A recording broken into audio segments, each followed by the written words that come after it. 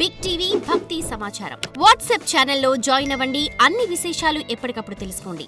గురుగారు, మీకు ముందుగా ఉగాది శుభాకాంక్షలు.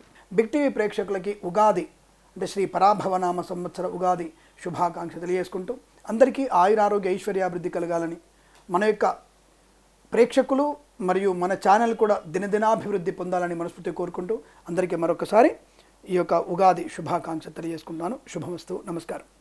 ఉగాది అంటేనే మన తెలుగు వాళ్ళ పండగ, కొత్త సంవత్సరం అంటూ ఉంటాం. ఉగాదికి సంబంధించి ఏం చెప్తారండి? ఎందుకంటే ఇప్పుడు మనం చూసుకుంటే న్యూ ఇయర్ అనేది కొత్త సంవత్సరం అనుకుంటూ ఉంటాం, కానీ హిందువులది మాత్రం ఉగాదియే కొత్త సంవత్సరంగా మనం భావిస్తూ ఉంటాం. దానికి సంబంధించి ఏం చెప్తారు? ఉగాది అనేది అందరూ అనుకుంటున్నట్టుగా, అంటే మీ అందరూ కూడా అనుకున్నటువంటి విషయాల్లో ఉగాది అనేది మీరు అనవసరమైనటువంటి వ్యాపకాలతో గతంలో మీరు ఒక 2 నెలల ముందు చేసుకున్నారు కదా, ఏది ఆంగ్లనామ సంవత్సర శుభాకాంక్షలు అని చెప్పేసి మధ్యరాత్రిళ్ళు బీరు బాటిళ్ళు, చికెన్ ముక్కలు, మటన్ ముక్కలు, బిర్యానీలు తిన్నారు కదా. అది రోగగ్రస్తమైనటువంటి సంవత్సర మొదటి రోజు. నేను క్లారిటీగా చెప్తున్నాను. నేను ఇది ఎవరికైనా బాధ కలిగిండొచ్చు కాబట్టి అది రోగగ్రస్తమైనటువంటి రోజు. అర్ధరాత్రిళ్ళు తినడం, తాగడం, విచ్చలవిడతనం అనేది మనకి రోగాన్ని, మన యొక్క పతనాన్ని మనమే ప్రూవ్ చేసుకుంటున్నాం. అక్కడ ఏమి తేదీ మార్పు తప్ప, వారము మార్పు తప్ప ఏమీ లేదు. మరి అదే పరమ పవిత్రమైనటువంటి ఋతువుల యొక్క మార్పు అనేది, ఋతువుల యొక్క ఆరంభము అంతము అనేది తెలియజెప్పి రోగకారకమైనటువంటి తత్వాన్ని మనం దులుపుకొని రోగములైనటువంటి వ్యక్తిత్వాన్ని, ఆరోగ్యాన్ని పెంపొందించుకునే నిమిత్తమై జరుపుకునేటువంటి ఒక ఉత్సవమే మనకి ఉగాది పండగ.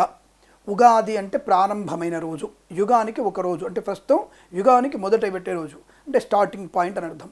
అలాంటిది ఈ సంవత్సరంలో ఈ రోజుకి శ్రీ పరాభవనామ సంవత్సరంలో ఈరోజు ప్రారంభమయ్యేది గ్రహాల యొక్క మార్పును కూడా సూచిస్తోంది.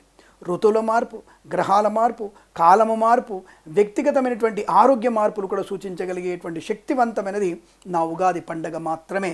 దీనికి ఇంకొకళ్ళు చెప్పేటువంటి ఎటువంటి వేరేవాళ్ళు దీనికి మాట్లాడడానికి కానీ అర్హత కూడా లేనటువంటిది ఈ పండగ మాత్రం. ఎటువంటి ఉధృతమైనటువంటి అనుకూలవంతమైనటువంటి లోక కళ్యాణమైన పండుగను జరుపుకోవడమే ఉగాది ప్రత్యేకత. ఉగాది అంటేనే మన యొక్క మనసులో ఉండేటువంటి కోరికలని, సత్కార్యాభీష్ట సిద్ధిని, అలాగే ఋతువుల యొక్క ప్రారంభంలో వస్తున్నటువంటి రోగనాశనాన్ని, ఋతువుల వల్ల వచ్చే రోగనాశనాన్ని. ఇప్పుడు వసంత ఋతువు రాబోతోంది.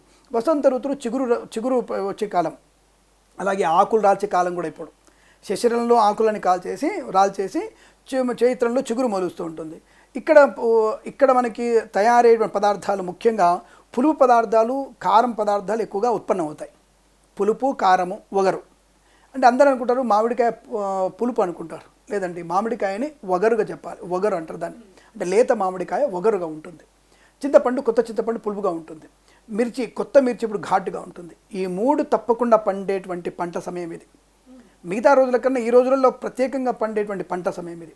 అయితే ఈ ఉగాది పండుగ రోజున ఎందుకు ఈ యొక్క విశేషం అంటే, ఋతువుల యొక్క మార్పు, గ్రహాల గమనాన్ని ఒక నిర్దిష్ట ప్రమాణంగా లెక్క వేసుకొని ఈరోజు చేసేటువంటి ప్రతి పని కూడా మనకు అనుకూలత కలిగించేది కనుకనే ఉగాది పండుగ విశిష్టంగా చెప్పబడిందని చెప్పవచ్చు. ఆరోగ్యవంతమైనది, లెక్కలవంతమైనది, భూచక్రాన్ని, భచక్రాన్ని అన్నింటినీ కలిపి అంతరాంతరాలని, అంటే 24 భూనభోంతరాలని అన్ని కూడా లెక్క కట్టగలిగేటువంటి ఒక ఉన్నతమైనటువంటి గరిమనాభి లాంటిది ప్రారంభమైనటువంటి స్టెప్ కాబట్టి దీని ఉగాది పండుగ అని చెప్పారు. దానికి చాలా విశిష్టత ఉంది.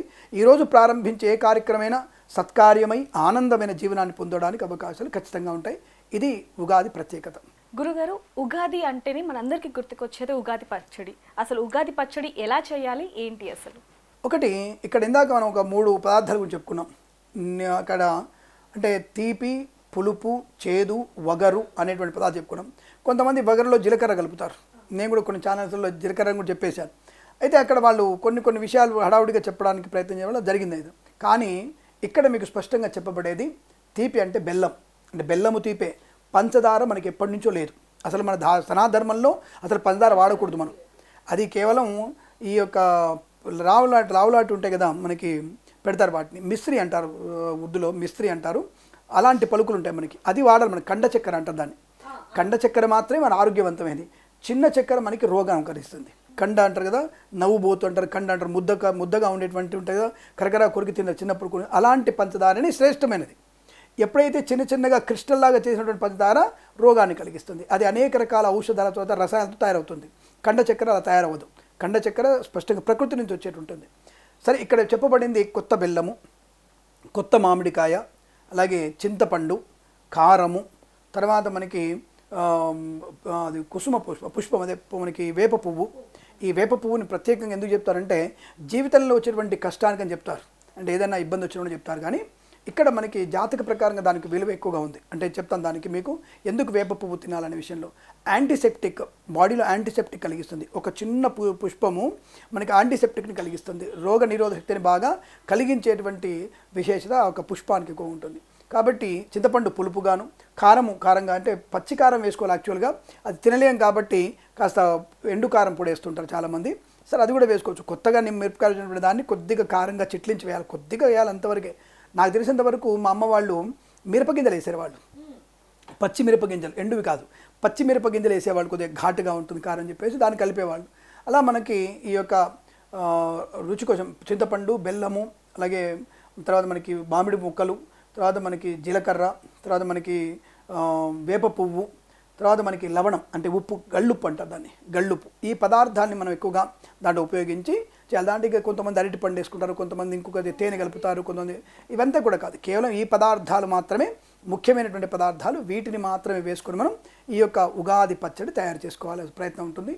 ఈ ఉగాది పచ్చడి వల్ల ఏమిటి ప్రాముఖ్యత అంటే, ఇప్పుడు మీకు ఏదైనా జబ్బు వచ్చింది అనుకుందాం, ఏదైనా సరే పెద్ద పెద్ద జబ్బులు వచ్చాయి, సరే ఒకరికి క్యాన్సర్ వచ్చింది అనుకుందాం. సరే, పండగ పూట ఎందుకు ఆ మాట అంటే చెప్తాను మీకు. క్యాన్సర్ వచ్చింది, ఏమి ఇస్తున్నాడు వాళ్ళు మనకి? ఒక మాత్ర ఇస్తాడు. మాత్ర పరిమాణం ఎంత? మాత్ర పరిమాణం ఇంతే కదా. ఇంత మాత్రం మన శరీరంలో క్యాన్సర్ని రోగనాశనం చేస్తుందిగా, అవునా కాదా? మరి ఆఫ్టర్ ఆల్ నువ్వు తెచ్చుకున్నటువంటి సైన్స్లో అనేక పదార్థాలు, విషతుల్యాలు కలిపిన ఇంత పదార్థమే నీకు రోగనాశనం చేస్తే, అద్భుతమైనటువంటి ఆయుర్వేదంలో చింతపండుకి బెల్లానుకున్నటువంటి ఒక సంగమ బలం అనేది వృద్ధిని ఎంత కలిగిస్తుందో ఆలోచించండి. అది ఆయుర్వేద సంబంధమైనటువంటి మూలికా వైద్యంలో తీసుకున్నటువంటి ద్రావకం. అది అటువంటి ద్రావకం తాగడం వల్ల మనకి రాబోయేటువంటి వేసవి కాలంలో, ఆ తర్వాత వచ్చేటువంటి వర్షకాలంలో శరీర సమతుల్యతని పెంపొందిస్తుందని గుర్తుపెట్టుకోవాలి. ఇటువంటి శరీర సమతుల్యత వల్ల మీకు అనుకూలవంతమైనటువంటి ఆరోగ్య ప్రాప్తి కొరకు మనం ఈ రోజున ఉగాది పచ్చడి తినాల్సిన అవసరం ఉంటుంది. సంపూర్ణ ఆరోగ్యాన్ని కొరకు చేస్తారు ఇది. For more videos like this, subscribe Big TV channel.